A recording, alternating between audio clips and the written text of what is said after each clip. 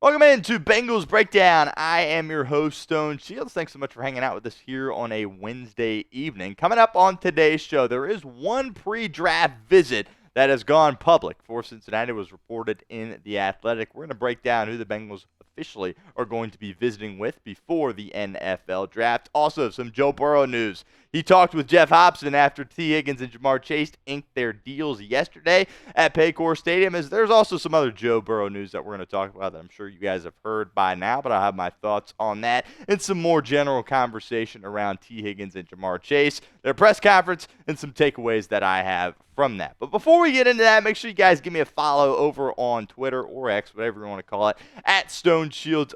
All of our Bengals Breakdown content will be posted to my Twitter page, trying to get to 600 followers here by the end of the month of March. And we got a little bit of a ways to go. So help me out. Give me a follow at StoneShields_. All of our content will be there. All the updates from the beat reporters. I'll make sure I get that retweeted and things of that nature as well. So give me a follow right now.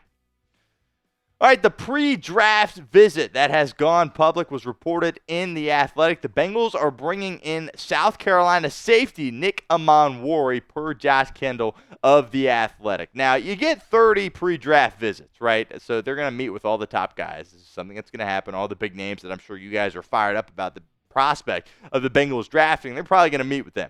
But this does intrigue me a lot. A couple of reasons why. I was kind of worried that Cincinnati wasn't even going to consider taking a safety on the board at number 17, but it shouldn't be off the board for Cincinnati. Now, you don't want to draft necessarily by position. You don't want to go in the draft and say, hey, we're going to take, an edge rusher for sure and not look at any other guys that are available to you on the board. You're very much drafting, the player before the position. But as the way that Cincinnati has kind of operated, the things they've said in regards to Geno Stone and Jordan Battle, I thought they kind of felt comfortable at that safety spot, and I don't think they should be at all because I think there's two safeties in this draft that are really, really good and can play for your team right away. I'm really excited that they met or are going to meet with Nick Amanwori. Look, Amanwori is going to be a great player in the National Football League. I have no questions about that whatsoever. From South Carolina, came in, played for 3 years there. He's a big guy, right? He's kind of oversized, you could say, for a safety, but he still moves really, really well. He's really, really strong.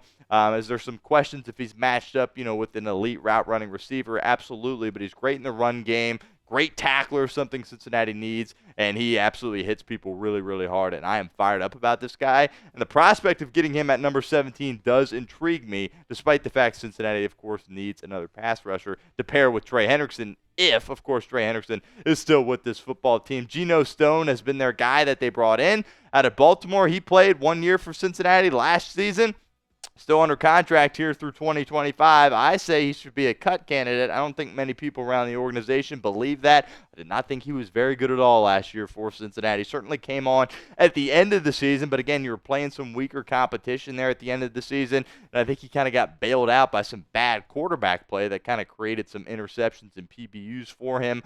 I don't think, he's certainly a strong point at all for your defense. I thought he was a weak point as well. Jordan Battle kind of had a rocky start to his year too, but I thought he finished the season really, really strong. Bottom line, I think you need to add somebody to this room, and really I think you need a new starter in this room as well. And I'm very intrigued by Nick Amanwori, and I'm really fired up that Cincinnati is going to visit with him. And if he's there at 17, if he's still available, I think you definitely need to consider him if you're Duke Tobin, Zach Taylor, and company.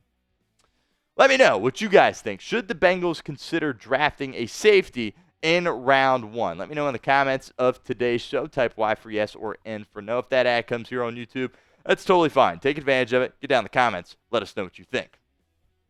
All right, so Joe Burrow was at Paycor Stadium yesterday. He was not at the press conference for Ja'Marr Chase and Tee Higgins, but he met up with them in the locker room. I'm sure you've seen some of the clips on the Bengals social media. Pretty cool stuff, the three of them hanging out. Obviously, the three of them are very, very rich at this point. But he did have a conversation with Geoff Hobson, who does a tremendous job, senior writer for Bengals.com. And Hobson has a great piece up at Bengals.com. Really encourage you guys to check that out. But let's get into some of the quotes here that Joe Burrow gave to Geoff Hobson in regards to Tee Higgins and Ja'Marr Chase. This is what Joe had to say. He said they're two of the best players at what they do.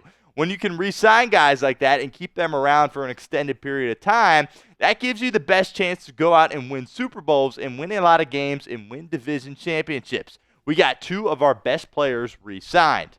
That's a big deal. Plus Mike G. We're doing the right thing. I think everybody was confident we'd get Ja'Marr done, but to be able to get T done along with that speaks volumes about ownership, Duke, Zach, and their ability to get things done.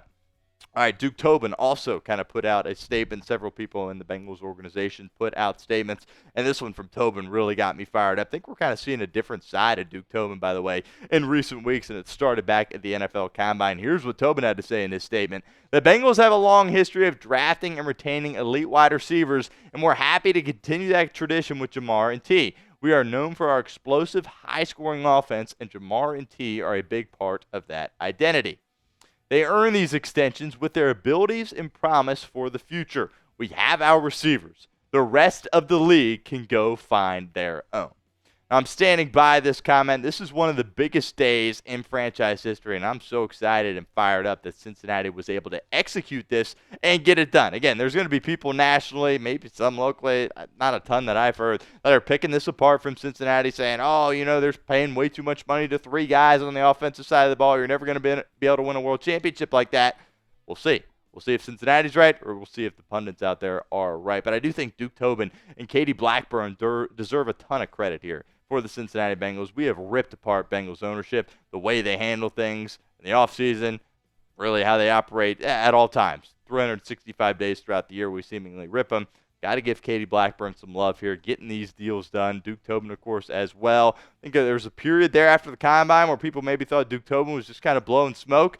No, he stood on business. He stayed by his words, and he got these contracts done with these 2 players. Now it's time to go out there and continue scoring mass points. That's what you have to do if you're the Cincinnati Bengals. There's no excuse on, they tried to take Ja'Marr or T away in this game or anything like that. No, going forward, you got to go out there and you got to be at the top of the league. Literally number 1 in the league when it comes to your offense. You're paying for that. And you have the ability to do it, and you've done it in the past. Just a matter of executing and going out there and keeping the main thing, not sagging off, still remaining incredibly focused out there even after these massive deals. And I'm very confident that Cincinnati, led of course by Joe Burrow and Zach Taylor, will be able to get that done. More in a moment, but first, a shout-out to our friends over at Fanatics. Do want to let you guys know that Bengals Sideline hats are out now. They are available now. chatsports.com/Bengals Sideline. There's a bunch of them up there. I've got a few of these myself. Really like rocking them. You can, of course, wear them to a Bengals game in the future. You can wear a hat to work. Certainly could rip one there as well if you're just going to do it over the weekend. That obviously works additionally. Again, I got a few of these myself. Really encourage you guys to get some Cincinnati Bengals swag. Celebrate the extensions of Ja'Marr Chase and Tee Higgins. That link, by the way, will be in the comment section and the description of today's show. That's chatsports.com/Bengals Sideline. All right, some more news in regards to Joe Burrow. It was announced earlier today that Joe Burrow will star in Season 2 of Netflix's quarterback documentary, or not documentary, I guess it's really more of a reality TV show, with Jared Goff and Kirk Cousins. This is going to be awesome. I think a part of us, all of us that love the Cincinnati Bengals and love Joe Burrow, there's always kind of a curious, mysterious side to Joe Burrow because he is so private, right? Well, we're going to dive into his life, and we're going to figure out what exactly he went through this past season. It was interesting. Back a couple of years ago, James Rapien asked him, this was the year going into 2023, the year where, of course, he ended up hurting his wrist, and then the calf was an issue at the beginning of the season. He asked him if Netflix had offered to go on Season 2. Burrow said they did, and he rejected it. He said maybe 1 year, maybe a couple of years down the road, but now's not the right time. Well, things changed pretty quickly because only a year or so later he does it. These cameras followed him around throughout the entirety of the 2024 season. That's going to be awesome to see because Joe Burrow was balling out, but the Cincinnati Bengals, of course, were losing football games. It's going to be an incredible documentary, or I keep calling it a documentary. I don't think that's really the right word, but it's going to be an incredible Netflix series. Joe Burrow is going to be the star of it. And I'm kind of interested to see. Of course, Joe Burrow's house got burglarized. I don't know if that will find its way into the story or not, but comes out over the summer. I'm fired up about it. And all Bengals fans, I think, need to be tuned in to that. Also, more on the Joe Burrow front. He took to his Instagram story last night and said, he said Bengals versus Dolphins in Madrid, please be true. Obviously, there's been some rumblings that Cincinnati could perhaps be in line for that game, another international game that the NFL is doing. We've seen Joe Burrow go international, obviously, during the offseason. He seems to be pretty fired up about the prospect of going to Spain. As far as us as a fan base, kind of depends. If it's an away game, sure, but if that's a home game I think this would be a home game for Miami. I do believe that is released. But if we're not losing out on a game here in Cincinnati, I mean, I don't see why that isn't a good thing for the Bengals. Growing the brand, going international, and perhaps playing in Madrid. I wouldn't say I feel strongly about it, but I definitely think it would be pretty cool if Cincinnati had that opportunity. Let me know what you guys think in the comments section. How do you feel about this international stuff? Do you want to see the Bengals play in Madrid, or are you like, just stop with the international stuff, play in Cincinnati and play in whatever your opponent's stadium is here in the States? Let me know in the comments. Do you want the Bengals, or do you want to see the Bengals play in Madrid? Type A for yes or B for no.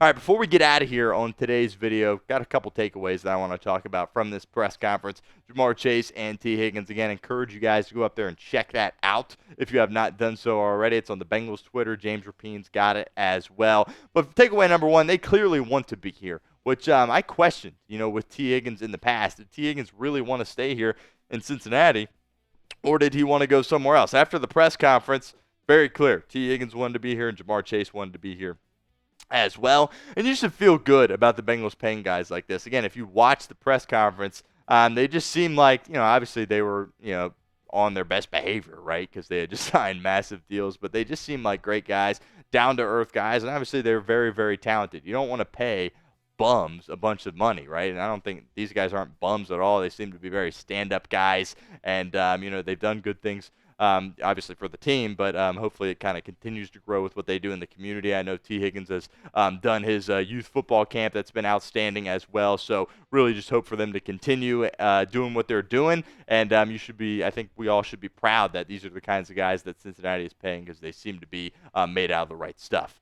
There also is clearly a desire to win. That's number one here for all of us, right? They got their money, but they want to sit here and win a world championship. Tee Higgins, Ja'Marr Chase, they could have gotten their money anywhere. They're doing it here in Cincinnati because they think, one, that's the team, of course, that drafted him, but they want to be here with Joe Burrow. They believe in Zach Taylor. They believe in this organization, and they want to win more than anything in the world, and that is the main thing for me. It's not, obviously, they're going to celebrate their money. That's great for them. But the number one thing here is winning, and they clearly are prioritizing that based on what I heard at the press conference. Last thing here, definitely going to need more leadership, and this is something that Tee Higgins and Ja'Marr Chase talked about, something that Zach Taylor talked about as well. When you get this kind of contract, when you get this kind of money, you got to take the next step. And I don't know necessarily if Ja'Marr Chase and Tee Higgins these past years, I don't know if they're really leaders. Like, they've led by their actions and their performance on the football field, but they're going to need to do a lot more at practice, in the locker room, helping these young guys along.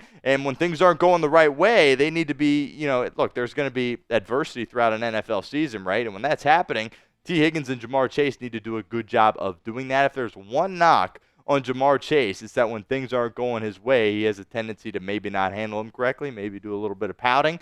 And that can't be happening at this point after you get that kind of contract. He better be an outstanding teammate and a great leader for this football team, and I do have confidence that he'll be able to do that. Make sure you guys hit that sub button if you haven't done so already. We are here all off season long. Don't miss any of our content. YouTube.com/BengalsTV.